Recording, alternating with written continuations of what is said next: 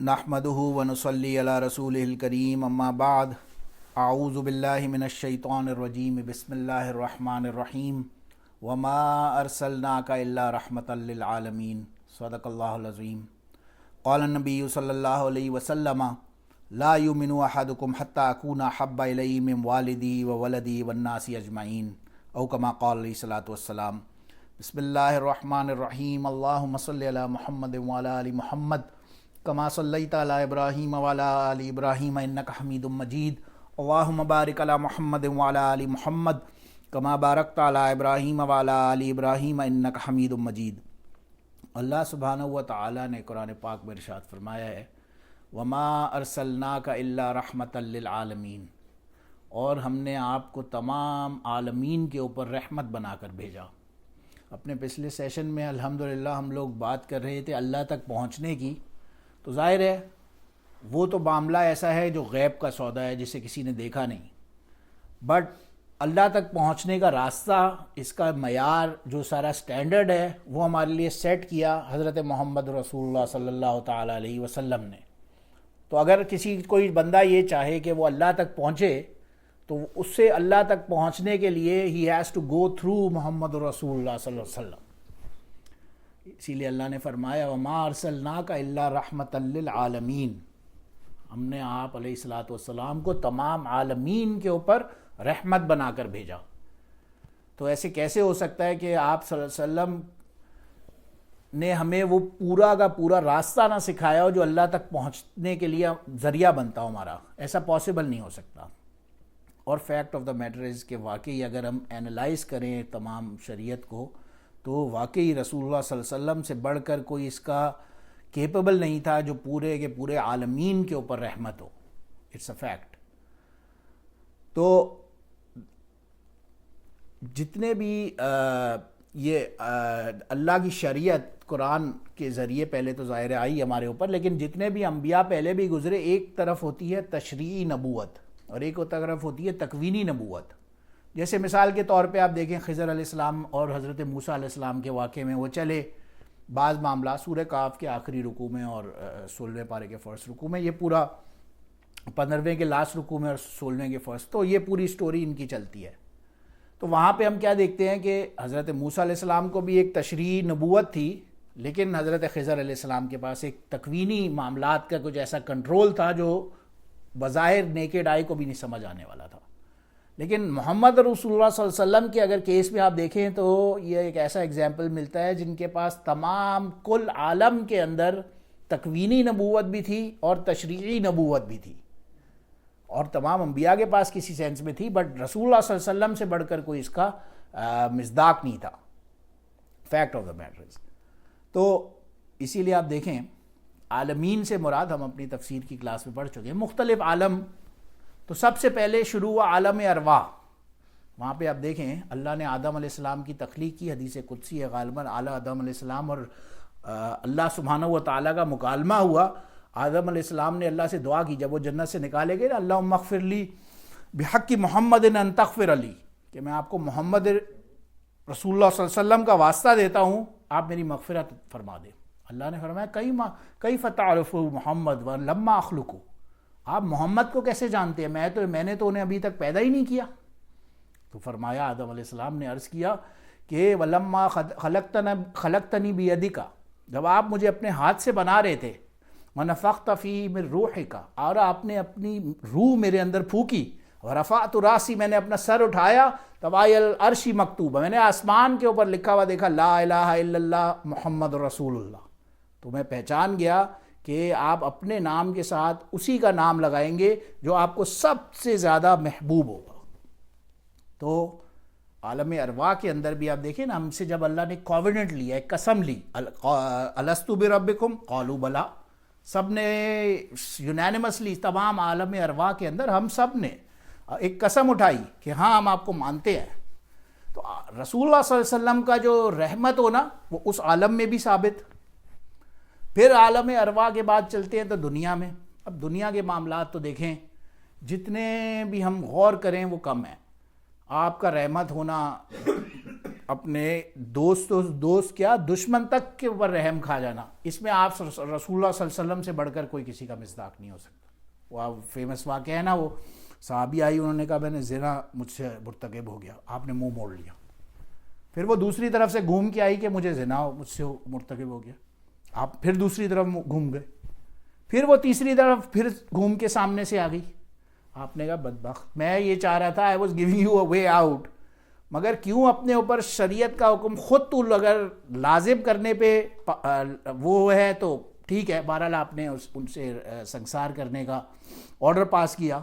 اور جب آپ کو صحابہ روایت میں لکھا ہے جب اس عورت کو مارا گیا، اس کا خون کا کچھ چھینٹے کچھ ذرا سا اڑ کے کسی صحابی کے لباس پہ اڑے تو آپ نے ایسے کراہت محسوس کی یا ظاہر کی کہ یہ کیا اس ناپاک عورت کا خون میرے اوپر گرا ہے، تو رسول اللہ صلی اللہ علیہ وسلم نے منع فرمایا اس عورت کے لیے جسے ابھی زنا کی سزا ہوئی ہے۔ آپ صلی اللہ علیہ وسلم صحابہ کو کہا کہ اس عورت نے ایسی سچی پکی توبہ کی ہے کہ اگر یہ پورے مدینہ میں ڈیوائیڈ کر دیے جائے تو تم سب کی مغفرت اللہ فرما دے اس کے ذریعے سے۔ تو آپ کا رحمت ہونا اس میں تو انسان کیا جانور تک اس پہ گواہ ہے۔ آپ کا جو تمام ہر اینگل سے آپ کا جو وہ آتا ہے نا انک لعلی خلق عظیم، اخلاق میں دیکھیں تو آپ عظیم ترین اس مقام پر ہیں، اسوہ حسنہ میں دیکھیں تو آپ عظیم ترین مقام پر ہیں، جس طرح سے بھی آپ دیکھا جائے گا تو رسول اللہ صلی اللہ علیہ وسلم سے بڑھ کر کوئی نہیں۔ تو آپ کا رحمت ہونا یہ تو ظاہر ہے اس دنیا کی تو بے تحاشا مثالوں سے ویسی ثابت ہوا۔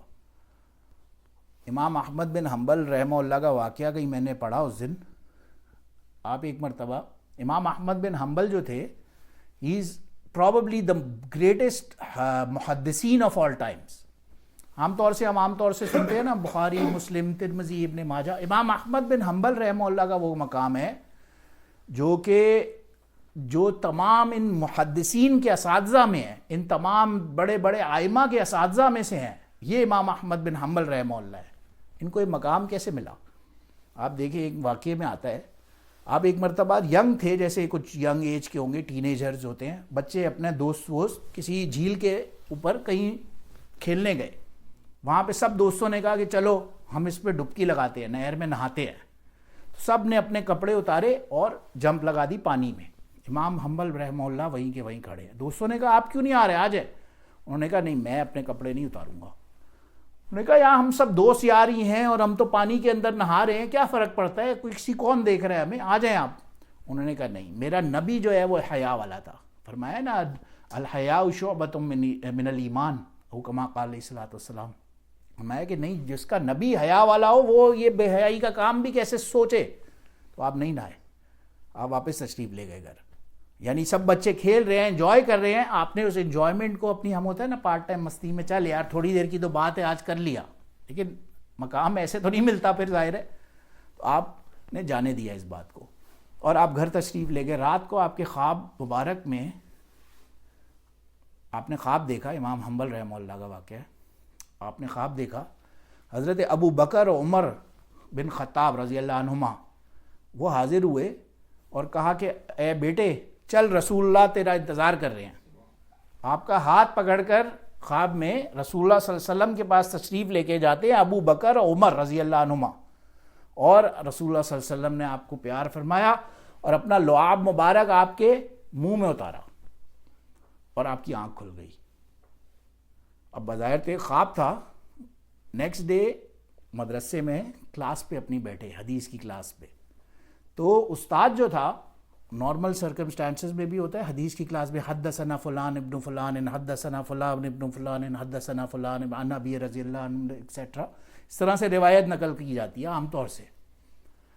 تو جب استاد نے پڑھا حدثنا فلان ابن فلان حدثنا فلان ایکسیٹرا ایکس وائی زی الی آخر جو بھی انہوں نے پڑھا، تو امام احمد رحمہ اللہ نے فوراً عرض کیا نہیں اس کا راوی میں آپ نے غلطی کی ہے، یہ راوی کے اندر یہ گڑبڑ تھی، یہ راوی یہ یوں نہیں تھے اور یہ راوی اس کے وہ ہیں۔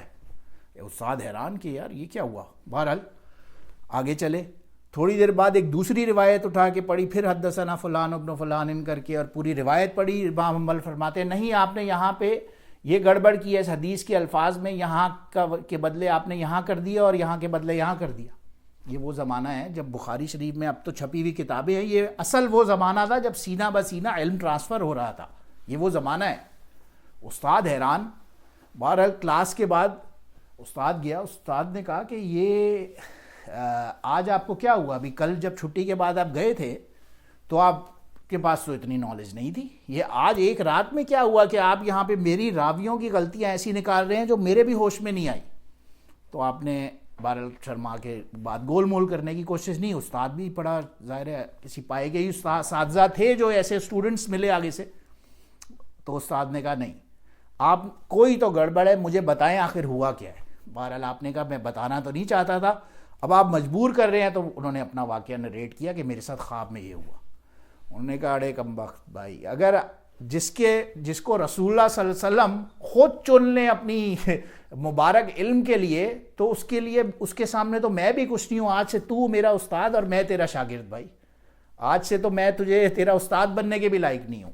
تو یہ وہ امام احمد بن حنبل رحمہ اللہ تھے جو صرف اس رسول اللہ صلی اللہ علیہ وسلم کا ایک چھوٹا سا عمل، صرف حیا کا فیکٹر اپنے اندر اڈاپٹ کرتے ہیں اور دنیا کے محدثین کے اساتذہ میں سے بن جاتے ہیں۔ جتنے بھی آپ بڑے بڑے محققین، محدثین، ائمہ کرام، جتنے بھی بڑے بڑے نام سنتے ہیں، چاہے وہ امام بخاری سے لے کر امام مسلم، ابن ماجہ ہو، ابن حجر اسقلانی تک، یہ جتنی بھی چینز آ رہی ہیں، ان کے جتنے اساتذہ ہیں، ان سب کی چین جا کے لنک امام احمد بن حنبل رحمہ اللہ سے ملتی ہے، تو ان کو اللہ نے وہ مقام عطا فرمایا۔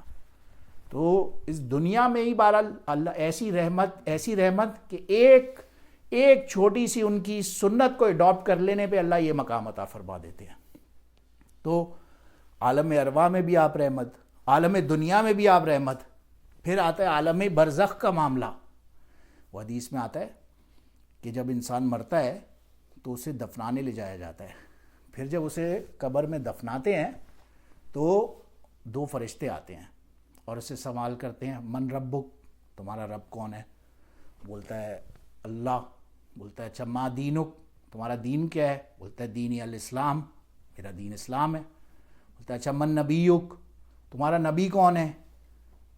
اگر وہ کہتا ہے محمد رسول اللہ صلی اللہ علیہ وسلم، ایک دوسری روایت میں آتا ہے وہ پوچھتے ہیں ما تقول فی ھذا الرجل، کہ اللہ سبحانہ و تعالیٰ سمہاؤ رسول اللہ صلی اللہ علیہ وسلم کا چہرہ مبارک سامنے لائیں گے اور مردے سے پوچھیں گے ما تقول فی ھذا الرجل، تمہارا اس آدمی کے بارے میں کیا خیال ہے؟ تو اب جو پہچانے گا اس کے لیے وہیں کی وہی جنت لازم فرماتے ہیں، اور آتا ہے روایت میں اس کو اللہ وہیں پہ فرمائیں گے فرشتے کہ اسے ایک سونے کا اور جنت کا بچھونا دے دو، یہ اس کے اوپر سوئے، اسے جنت کے لباس اور کھانے پینے مہیا کرو، اور اس کے لیے جنت کی کھڑکیاں کھول دو تاکہ ایک قبر ہی اس کی جنت بن جائے۔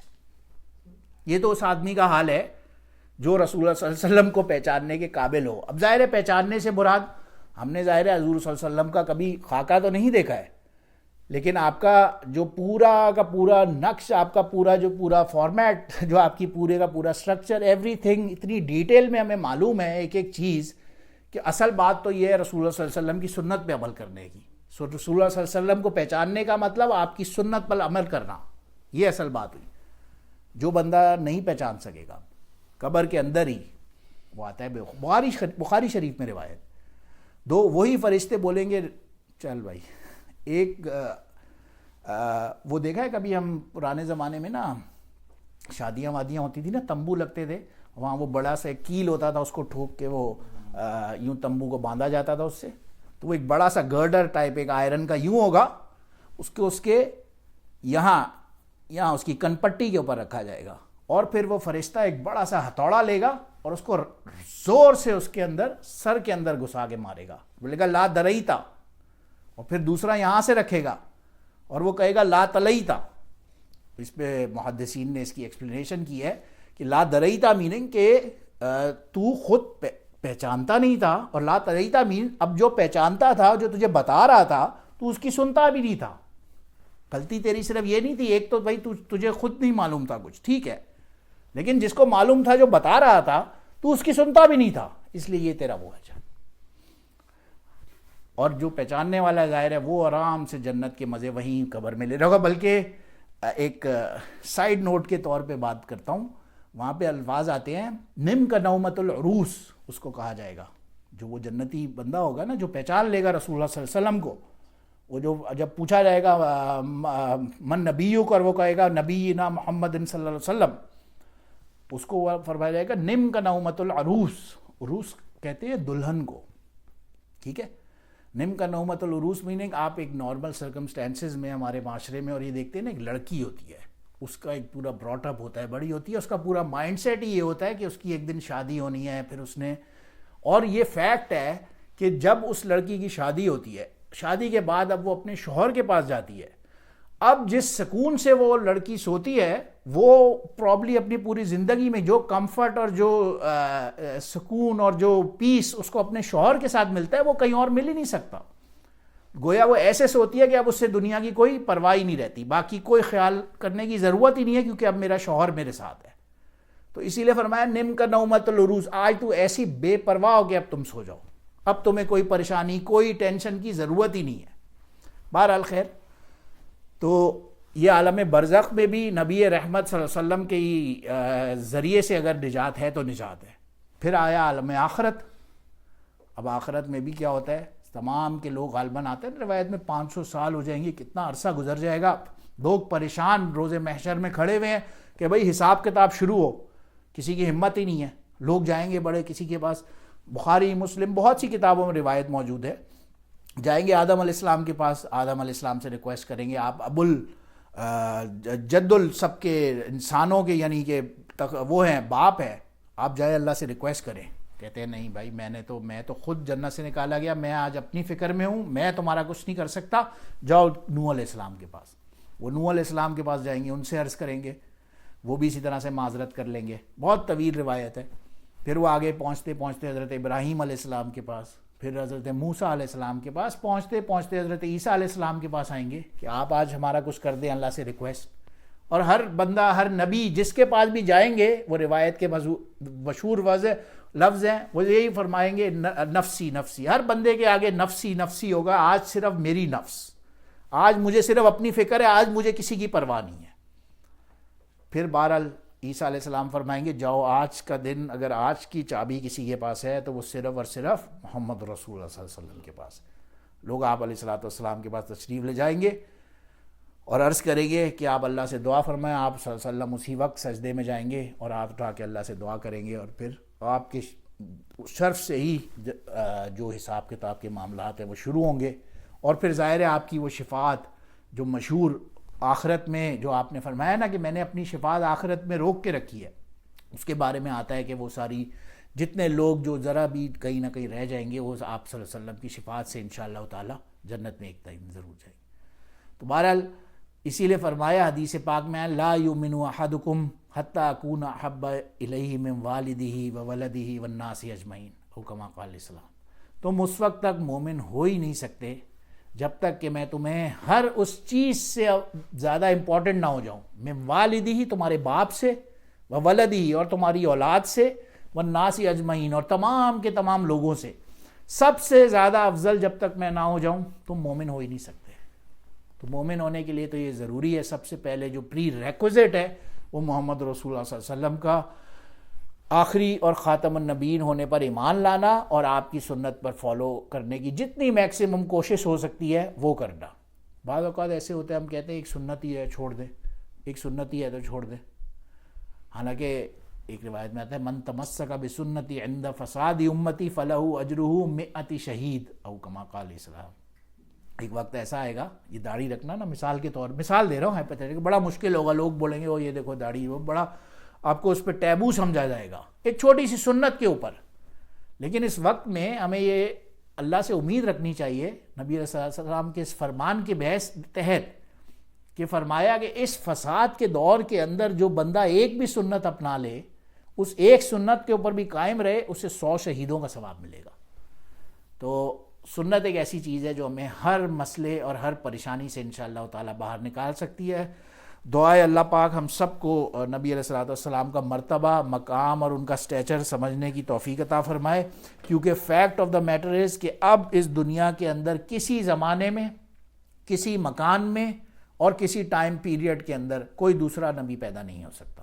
That is a fact.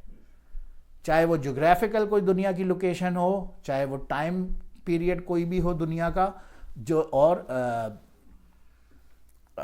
اور جس علاقے میں ہو، جو بھی ہو، کسی زمان، مکان اور وقت کے اعتبار سے کوئی دوسرا نبی پیدا نہیں ہو سکتا۔ اللہ پاک ہمیں یہ بات سمجھنے کی اور آپ صلی اللہ علیہ وسلم کی صحیح سنت پر عمل کرنے کی توفیق عطا فرمائے۔ وآخر دعوانا الحمد للہ رب العالمین۔ سبحان ربک رب العزت عما یصفون وسلام علی المرسلین والحمد للہ رب العالمین۔